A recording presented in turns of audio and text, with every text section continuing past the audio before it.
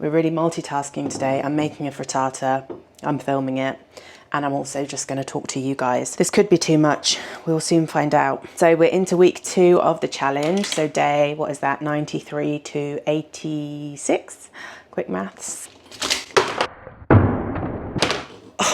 And I've got my mic on, so I'm looking really professional, but it's mostly just because I don't want the roar of the oven to be the main sound that you hear. So hopefully that's in the background and you can hear my voice and this is all going to work.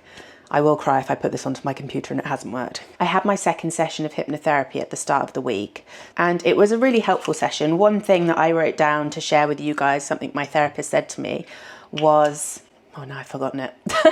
It was something like you go within so that you don't have to go without. Essentially meaning like if you do that internal work, you are more likely to live a life that is fuller. And it really reminded me of a quote from Jeanette Winterson's Oranges Are Not the Only Fruit. I don't know if any of you ever read that. I feel like it's an A-level text for some people, maybe. I never read it at school or when I was teaching actually. But yeah, I feel like for some exam board it's on there.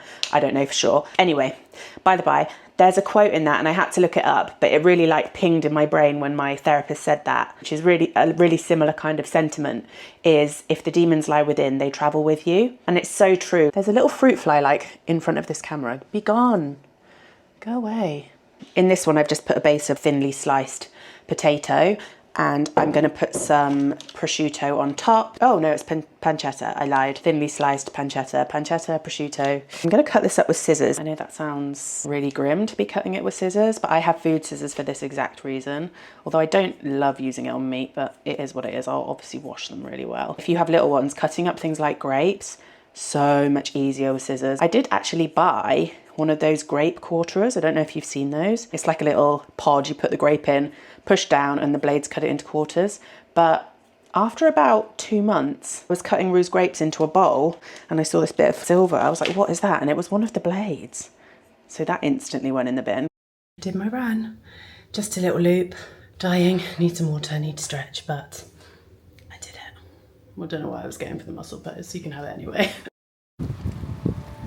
When you give up the unwinnable struggle to do everything, that's when you can start pouring your finite time and attention into a handful of things that truly counts. I think that the problem is not that that's the way it is. The problem is just always that we are tormented by the thought that it should be more and it should be more. The fact that you're giving things up for now to focus on these few things doesn't mean you're giving them up forever. I'll make it brief because my baby's waking up from her nap. I've had quite a few, I wouldn't say curveballs, but like a few things come at me work-wise this week. Everything just kind of came at once. So I was really glad that I'd had that conversation with myself about like, make sure you do your run early-ish in the week and get things on track. Having that list has really helped me because when I came to do my weightlift session and when I came to like finish off my writing, I really didn't have the energy to do either of those things. I think the list gave me the motivation. It really gave me a kick up the bum. If I hadn't had that direction and that intention, I definitely would have just been like, I'm not doing that. Still enjoying how this process is kind of keeping me on the straight and narrow, if that makes sense. I've just listened to my hypnobirthing audio. I need to aim to listen to that every day for the next 30 days. I mean, it's like 15 minutes long, just over 15 minutes, which sounds like it should be relatively easy to find a place for in the day, but as you know, it doesn't always work out. And if you have kids, it's really hard to find a time. I always see these things online of people waking up at like 5:30 a.m. to get up before their kids. I just don't think that'll ever be me. I'm not a morning person. Like if I have to wake up early, like if the girls have woken us up early, which obviously does happen, especially with Rue, I am honestly such a grump for like the whole day. If I don't get a soft launch into the day, if I don't just get a little bit of time, I'm going to be in a bad mood. I am very happy for those people that can get up at 5:30 and have a bit of time to themselves. I just couldn't do it. So it's fine. I just have to make the time somewhere else or find the time somewhere else. But another thing that I think is really helpful, and I just wanted to share because this is obviously something that everybody can access and I do think it's great. Some of you might be familiar with Roxie Nafusi. She wrote the book Manifest. I'm not massively into manifesting as such. I wouldn't say I'm like the biggest manifesting girly by any stretch, but I have listened to Roxie on quite a few different podcasts. She explains things really well. She's just very articulate with how she kind of puts forward forward the struggles that you might be having and some of the things you could do to improve your mindset on it. She has her own podcast called Rise with Roxie, interviews various people. Some of her recent guests, she's had Louise Thompson, Lottie Moss, listen to Ashley James, Owen O'Kane. He wrote the book Addicted to Anxiety, which is something that I started reading recently. I haven't finished it yet. I always have a kind of like non-fiction book on the go, but I don't read it solid. It's not like my bedtime read. Do you know what I mean? But I'll pick it up and read a chapter here and there. But she also does podcast episodes on her own, which are usually around the 20-minute mark, 15 to 20 minutes, not usually any longer. And within it, she'll discuss something, and then she also does like a journaling activity, which is really helpful. I do a lot of brain dump journaling, but sometimes it's quite nice to do like a more guided one, if that makes sense, with a bit more of a purpose. This one that I listened to recently, how to stop overthinking and actually trust yourself.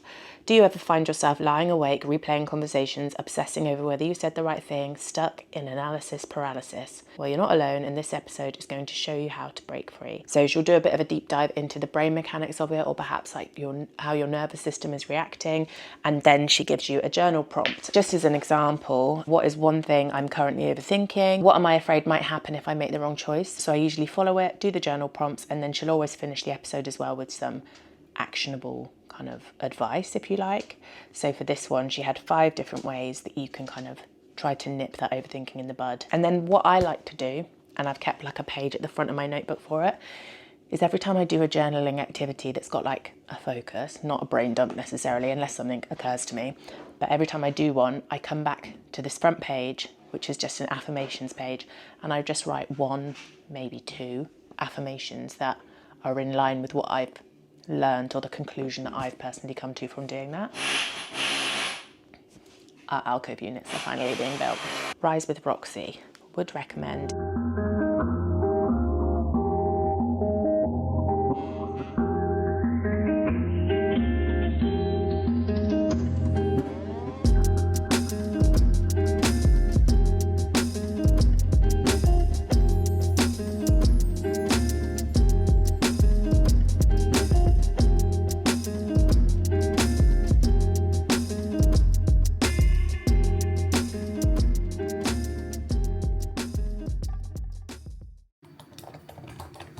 Up close and personal is a bit scary, isn't it? Maybe I should sit back here. Are you happy for that to be in the vlog? I don't know, how good to my quads look? Do you want me to answer that? I basically had a mini meltdown because I realised that I'd inadvertently deleted a load of footage off my camera, which I needed for this video. I deleted like a whole day's worth of vlogging. The most annoying part in all of that is that I kind of remember doing it and thinking, I should double check to see if this footage is on my laptop. I was like 95% sure I'd imported it onto my laptop. I hadn't. And then I'd already deleted it off my camera. Every now and then a little something like this will happen. It's so upsetting. First world problems, I know. I've got 5 minutes till I wash this off. This is the Kiehl's Deep Cleanse Rare Earth Mask that I have loved for years and years and years. It really does dig deep into your skin though. What I would say to you is do not do this mask and then also use your red light mask if you have a red light therapy mask. Because I made that mistake once and I don't think my skin thanked me for it. I felt like I had sunburn. So I've probably done some sort of damage. And if you're a dermatologist watching this, I'd rather not know the ins and outs of what I've actually done.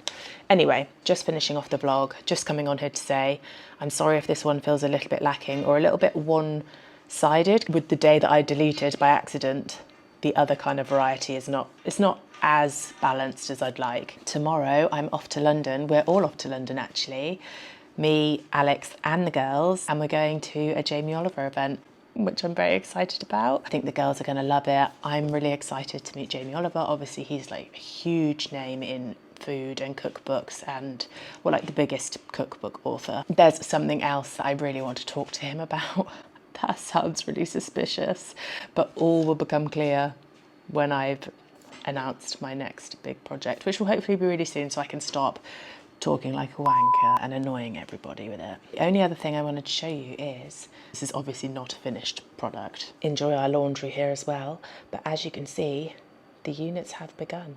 We also had a really sort of odd corner over here. It wasn't completely flush, so he's cornered that off, plastered it in. Very soon, There will be cabinets, there will be shelves, it will all be painted. Can't wait to get it done. Really looking forward to tomorrow in London. The other thing we booked for tomorrow, actually, because the event is 2 hours, it's like 11 till 1, I think. So at 2 o'clock or half 2, need to check, I've booked tickets for Frameless. I'm sure if you're from London, you've heard of it, but if you're not from London, they probably have them elsewhere. I'm not sure, actually. It's essentially like an immersive art exhibition where they've taken loads of classics. It's kind of like the art projected and you're inside the piece of art. At least I think that's the idea. It looks gorgeous, really sensory, so I think the kids are going to really enjoy it. You only get like an hour slot anyway, so we'll show up at 2 and I assume be churned out by 3, so it must be like a little walk through. And yeah, I'm really looking forward to it. I just think it's going to be like a really nice, bite-sized, fun family thing to do that's not going to be too overwhelming. So we'll literally be going from like one end of Oxford Street at the event down to Marble Arch for Frameless and then home. So it's a really nice amount of time in the city and be back in time for dinner and bath and bed. God, that sounds boring. I realise I haven't got my list out to tick this week, but I did my reading. I wish I had reading on that. I did my running, I did my weightlifting, and I did my hour of writing. So those are all ticked. And I had on my personal list to do like a little bit of a wardrobe declutter and to start ticking off some of my Graveyard of Hobbies projects. And I started planning Rue's gallery wall, which I've been meaning to do for ages, and those frames have just been sat there. And I also started some of the wardrobe declutter. I started with the girls, because that needs to be done too. So, you know, it's all part and parcel. Anyway, on that note, I'm going to go. I hope you're all well and I will speak to you next week. Bye.